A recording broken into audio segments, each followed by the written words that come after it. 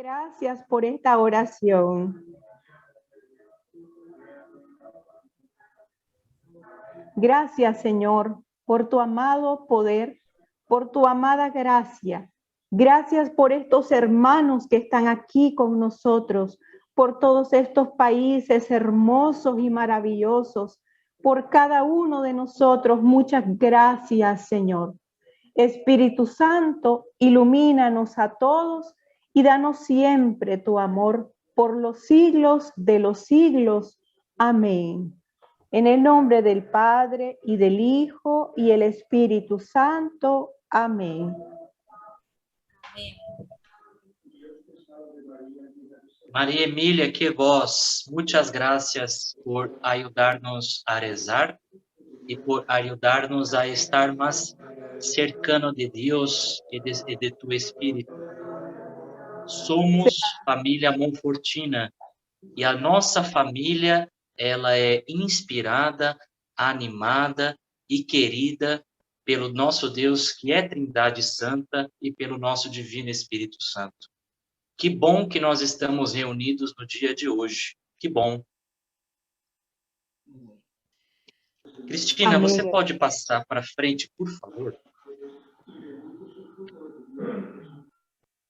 Antes de nós prosseguirmos, antes de continuarmos, é importante nós fazermos memória. Ou seja, hoje é o nosso segundo encontro. Mas o nosso segundo encontro do quê? Então, nós, como família Monfortina, América Latina e Caribe, nós estamos celebrando outubro, o mês missionário Monfortino 2021. Nós temos como tema, o tema geral, o estudo da cartilha 2021, é a opção preferencial pela vida dos mais indefesos. No primeiro sábado de outubro, no dia 2, o Peru e a Argentina nos ajudaram na reflexão e na animação do estudo do segundo tema, cujo tema foi A Sabedoria se fez indefesa. Você pode passar, Cris, por favor? Hoje, o Brasil, nós do Brasil e a Nicarágua, nós nos preparamos para, junto com todos vocês, nós refletirmos o terceiro tema, o terceiro taller, cujo tema é a sabedoria de Deus, uma opção para os chamados a governar. Mas nós, como família Monfortina, nós não caminhamos por caminhar. Nós temos sempre um objetivo em todas as nossas atividades, em toda a nossa missão. E qual é o objetivo de nós estarmos aqui hoje reunidos? É apresentar a sabedoria de Deus àqueles que governam como opção válida em favor da vida, especialmente aos mais indefesos. A referência bíblica que vai também nos iluminar na noite de hoje, ela é retirada do segundo livro das Crônicas, capítulo 1, versículo 10. Dê-me sabedoria para governar este povo.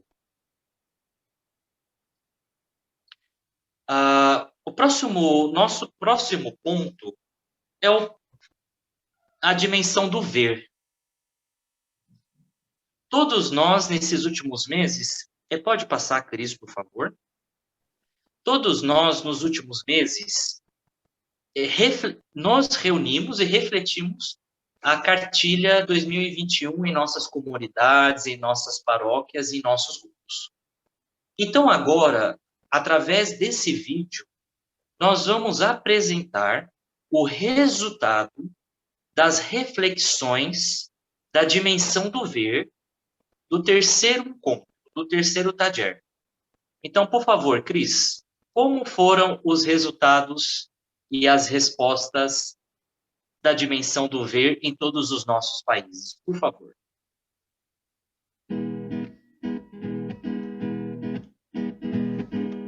Era um jovem missionário e devoto de Maria. rosário, o evangelho, em suas mãos ele trazia. Era Montfort, era Montfort, um jovem consagrado a Jesus pelas mãos de Maria. Era Montfort, era Montfort, um jovem consagrado a Jesus pelas mãos de Maria. Era um grande pregador contra toda a injustiça, levava a solidariedade e todo pobre ele acolhia. Era Montfort, era Montfort, um jovem consagrado a Jesus pelas mãos de Maria. Era Montfort, era Montfort, um jovem consagrado a Jesus pelas mãos de Maria. Dedicava-se às missões com muita sabedoria, convertia os corações de todos aqueles que o seguiam. Era Montfort, era Montfort, um jovem consagrado a Jesus pelas mãos de Maria.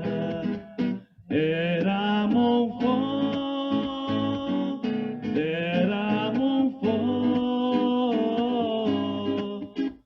um jovem consagrado a Jesus pelas mãos de Maria. Era Montfort, era Montfort, um jovem consagrado a Jesus pelas mãos de Maria.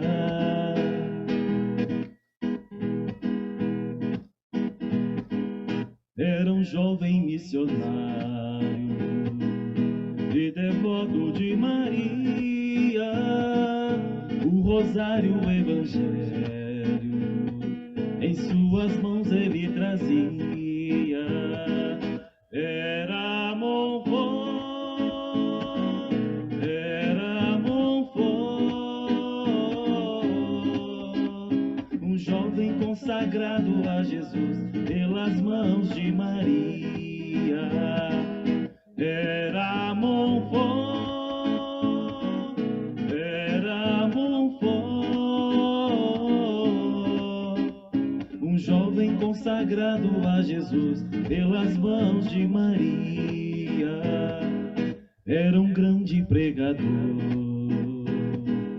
contra toda a injustiça, levava a solidariedade e todo pobre ele acolhia. Era Montfort, era Montfort, um jovem consagrado a Jesus pelas mãos de Maria. Era Montfort, era Montfort, um jovem consagrado a Jesus pelas mãos de Maria. Dedicava-se às missões com muita sabedoria, convertia os corações de todos aqueles que o seguiam. Era Montfort, era Montfort, um jovem consagrado a Jesus pelas mãos de Maria.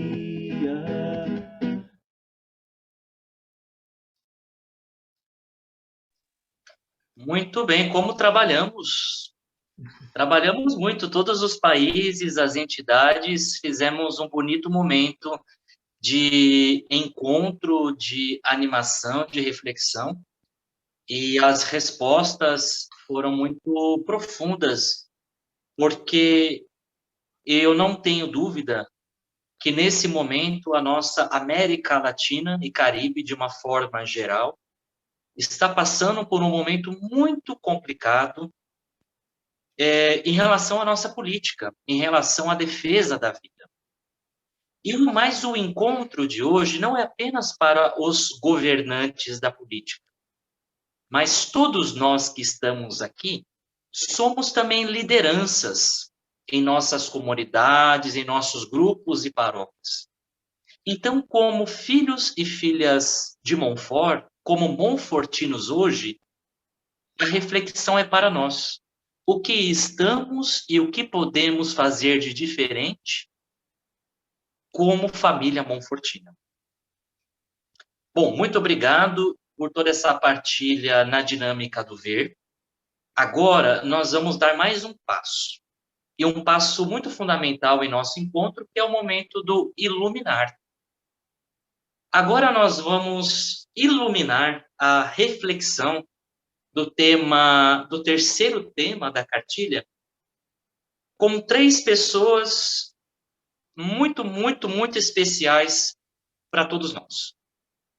A reflexão do tema de hoje não será feita por uma pessoa apenas, mas será feita por 3 pessoas, já que a nossa espiritualidade monfortina, ela é sobretudo trinitária.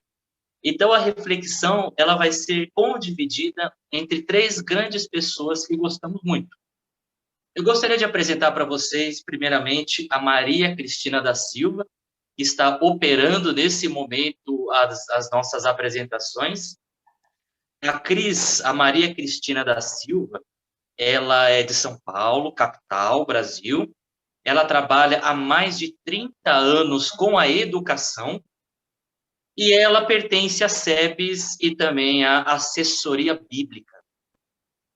Nós também temos a Soraya Ansara, a nossa cantora oficial.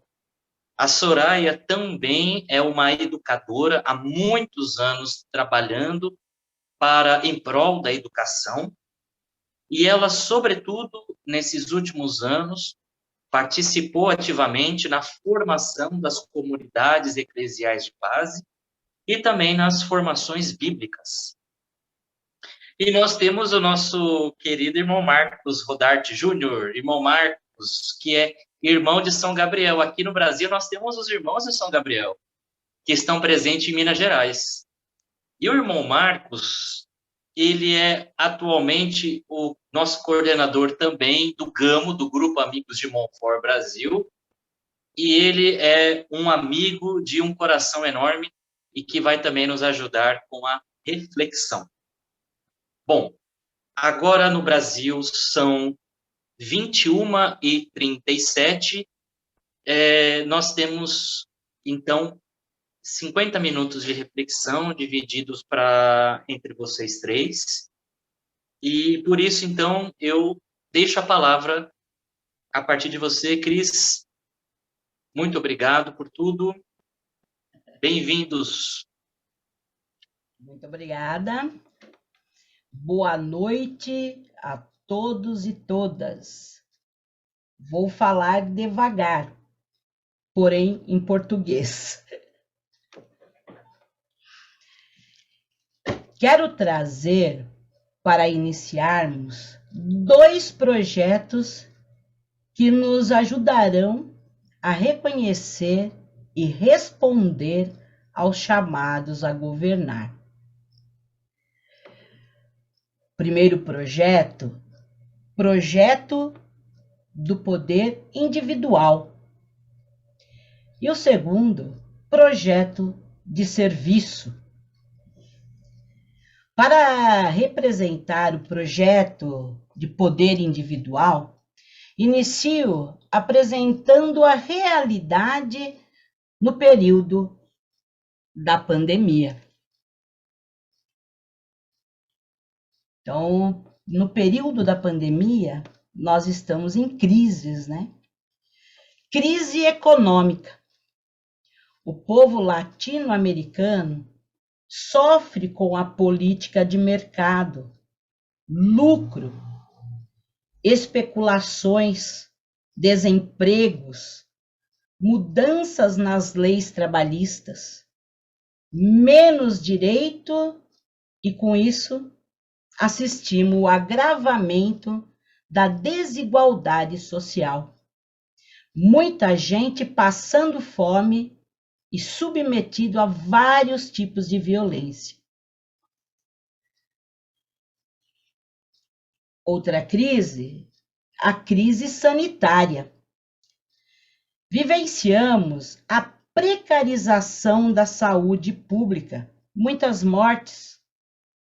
Mais de 1.508.000 mortes foram registradas na América Latina e no Caribe, por causa do novo coronavírus. Só no Brasil, mais de 600.000 vidas se perderam. Um governo genocida. Pobreza, circulação de informações falsas, as fake news, né? Vacinação lenta, são alguns fatores que agravaram essa situação da nossa saúde pública. Apresento também a crise política. Avanço das políticas neoliberais, fortalecimento do Estado mínimo, privatizações das estatais, política golpista, apoiada pelo imperialismo, governos autoritários e fascistas, né? Polarização da política. Isso é perigoso. Dois grupos que não se escutam, que não se conversam, que não querem, né, conversar. Isso é um risco imenso para a democracia.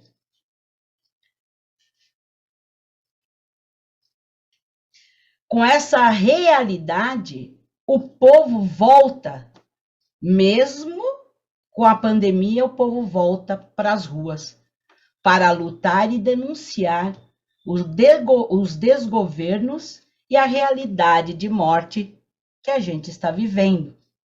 Percebemos aqui um agravamento da repressão policial perante o povo. Esse é o projeto de poder, projeto de morte que a gente apresenta. Nesse contexto de morte, com milhares de pessoas, de famílias enlutadas, o Papa Francisco nos presenteou com a encíclica Fratelli Tutti, todos irmãos. A encíclica, ela é poética, destemida, bela e oportuna para o dia de hoje. Ela convida a igreja a alargar o seu olhar, um olhar voltado para o alto, mas que seja também voltado para a realidade social. Quero destacar aqui o 5º capítulo, que fala da melhor política, que contrapõe essa realidade que estamos vivendo. O Papa deixa claro que ser popular não é ser populista. E ele explica.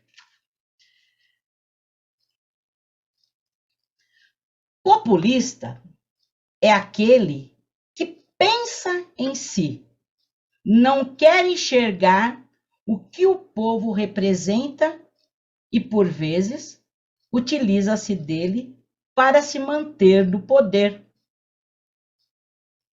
Sempre pensa na política para o povo e não uma política com e do povo. Não corresponde às necessidades do povo. Não é amor-doação. Já o popular sai do meio do povo e o representa.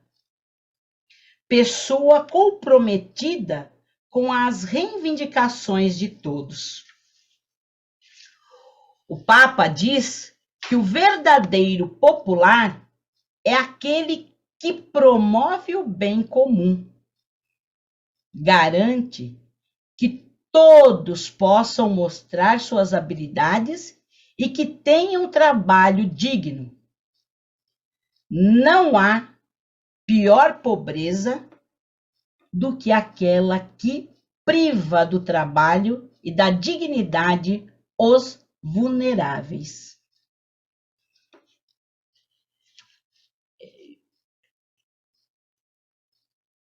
O Papa Francisco chama-nos a uma ordem social e política cuja alma seja a caridade social, isto é, amor transformado em gestos concretos.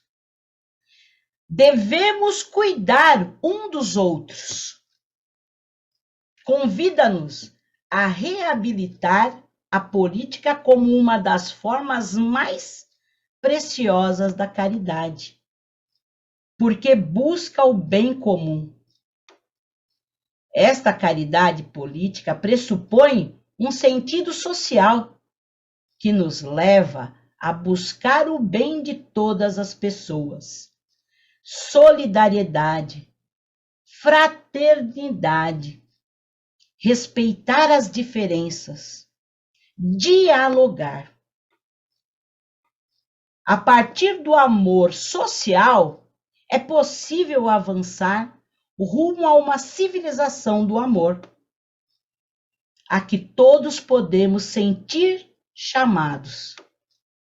É uma força capaz de suscitar novas vias para enfrentar os problemas do mundo e renovar profundamente as estruturas, organizações sociais e sistemas jurídicos. Temos que mudar isso, temos que dar essa visão.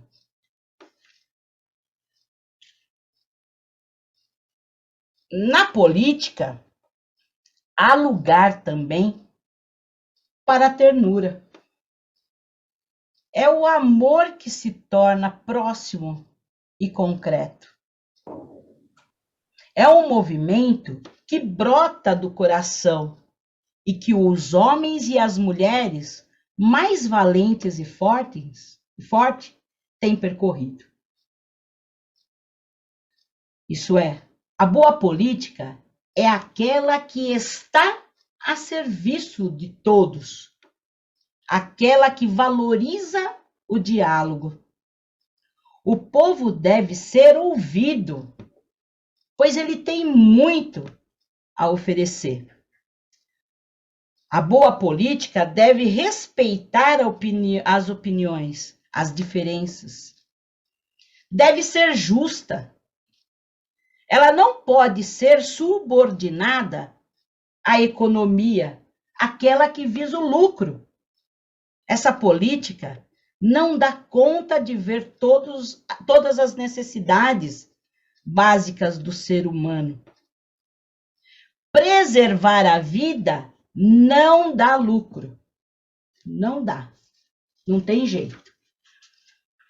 A verdadeira liderança deve ter a preocupação, o cuidado com os vulneráveis. Deve pensar numa caridade não individual, não assistencialista, mas com o povo todo. Pensar nos excluídos. Eles podem participar e devem participar da sociedade, porque eles fazem parte da sociedade. O Papa, ele faz uma reflexão e nos questiona e pede para que os políticos façam algumas perguntas diante do seu governo. As lideranças fazem alguma pergunta diante das suas lideranças, né? Deixa eu passar aqui. Isso.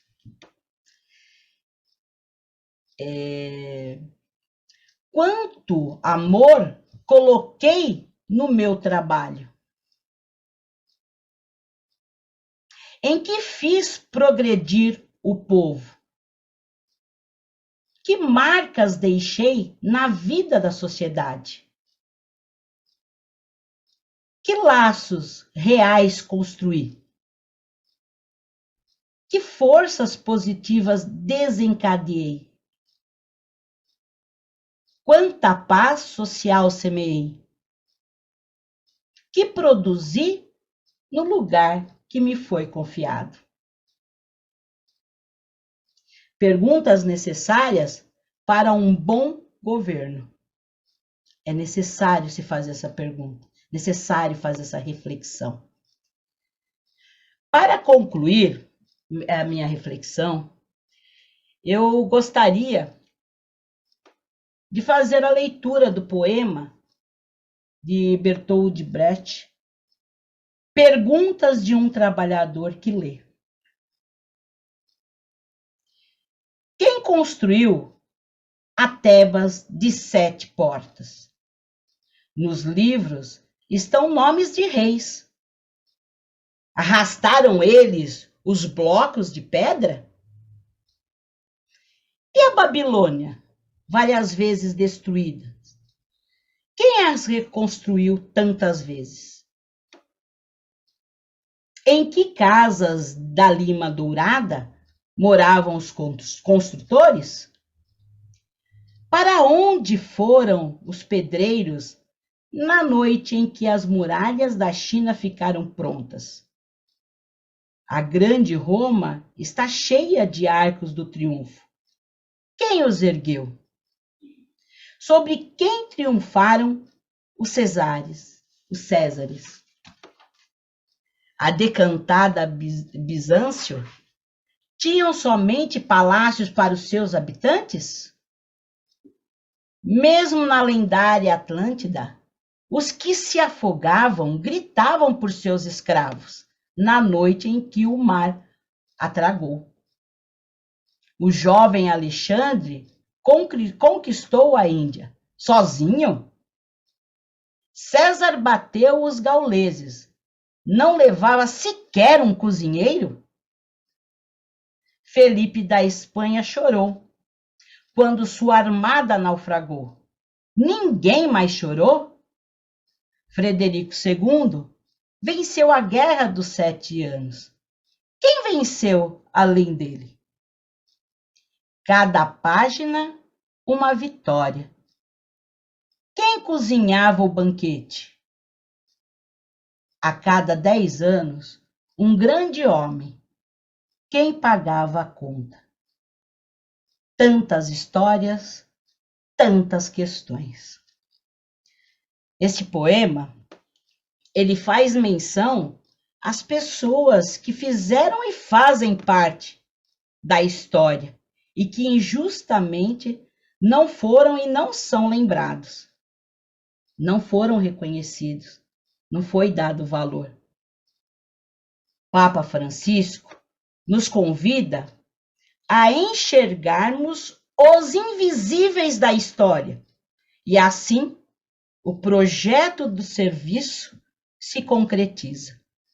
Porque Deus olha com os olhos do coração, da caridade e da solidariedade. Obrigado. Com você, Soraya. A palavra de Deus já chegou, nova luz clareou para o povo. A palavra de Deus já chegou, nova luz clareou para o povo. Quando a Bíblia Sagrada se abriu, todo pobre já viu um mundo novo. Quando a Bíblia Sagrada se abriu, todo pobre já viu mundo novo.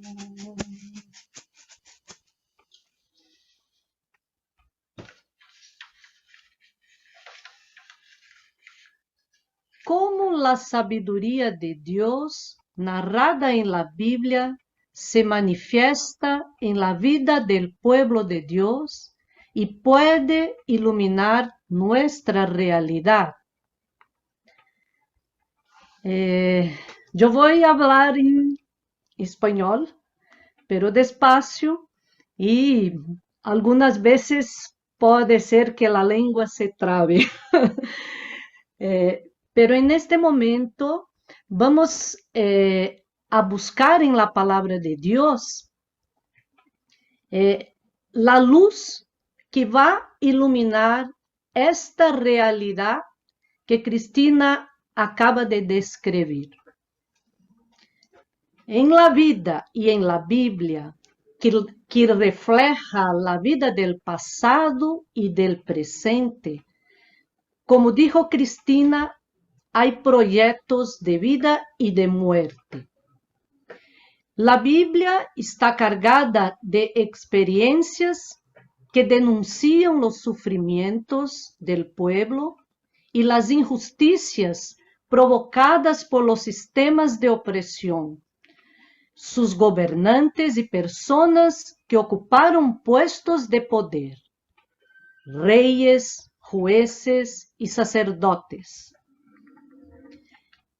En la historia del pueblo de Dios hay muchas narrativas donde oímos que la gente pasó hambre y sed.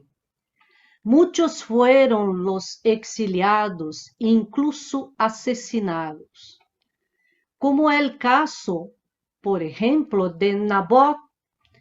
La historia de Nabot es narrada en el libro de los Reyes.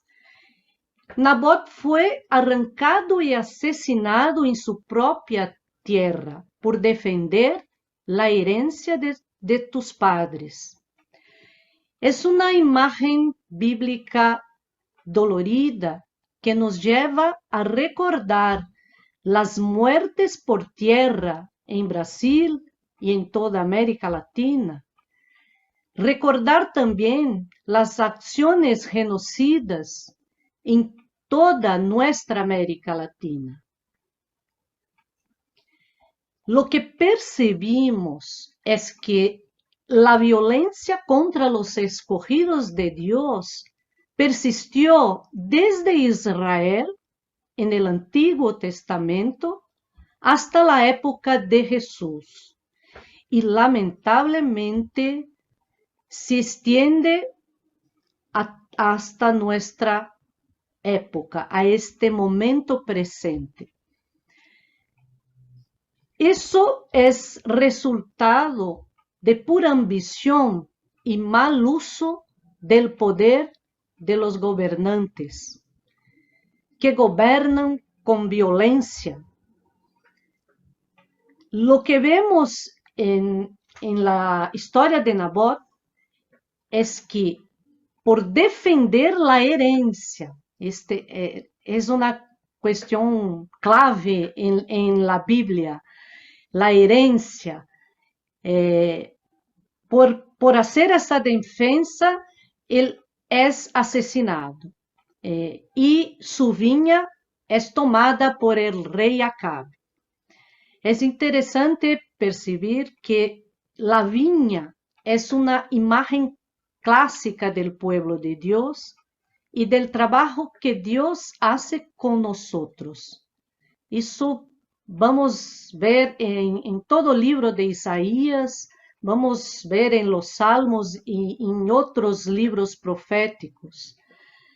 Defender la herencia en la Biblia es defender una de las columnas que sostiene el proyecto de Dios. Vemos en Deuteronomio que dice claramente: entre ustedes no deberá haber pobres, porque el Señor tu Dios te colmará de bendiciones en la tierra, que Él mismo te da para que la poseas como herencia.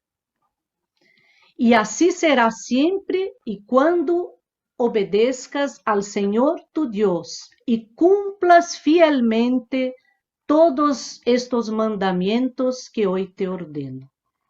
Entonces aquí está sellada la alianza, ¿no? Por la parte de Dios, la promesa de la tierra. Y por la parte del pueblo se espera que obedezcas a los mandamientos. Entonces aquí está la primera columna, ¿no? Todos somos hermanos y la herencia es nuestra. La tierra es herencia colectiva. Si la tierra es de todos, nadie puede pasar hambre. Esto es un principio. Dios no concede privilegios a los reyes y sus hijos y hijas por ocupar puestos destacados.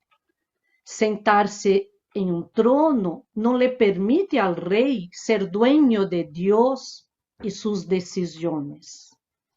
Los reyes debían proteger la tierra y no aprovecharse de ella ni de Dios. Pero voy a hablar de por lo menos 4 columnas, ¿no? ¿Cuáles son las columnas que sostiene el proyecto de Dios que deben guiar la acción de los gobernantes? Bueno, la primera, como dije, ¿no? Es todos somos hermanos y la herencia es nuestra. Si la tierra es de todos y nadie puede pasar hambre, entonces tenemos la segunda columna, que es nadie puede matar, nadie puede explotar. Después vamos a ver la tercera columna que voy a hablar en particular de cada una de ellas. En esta segunda columna, recordemos el texto de Zacarías, apenas un versículo. No oprimáis a la viuda, al huérfano, al extranjero, ni al pobre, ni ninguno piense mal en su corazón contra su hermano. Si nadie puede oprimir o explotar, tenemos que mirar a la tercera columna. Es mirar atentamente a la realidad. La tercera columna es iluminar y mirar la estructura política de la sociedad. ¿Quiénes son los líderes y cuáles son los criterios que deben orientar estos líderes? La sabiduría de Dios, anunciada por los profetas, nos invita a mirar a los reyes, el sistema de gobierno, que en la época de los profetas era la monarquía y sus palacios, y también nos invita a mirar a los profetas. Mirar a los reyes, ¿no? Entonces, el rey está allí y debe cumplir las cláusulas de la alianza, las exigencias de la alianza y realizar la justicia de Dios. Mirar a los sacerdotes que están en el templo. El sacerdote que está allí, en la antigua tradición, tiene que enseñar a la gente. Mirar a los jueces. El juez que está allí, en la antigua tradición, tiene que practicar la justicia y no aceptar el soborno bajo ninguna circunstancia. El profeta que está allí es el profeta que ayudará a ver y consultar a Dios. Lo que vemos que al mirar a estos líderes, los textos proféticos revelan que estos líderes se distanciavam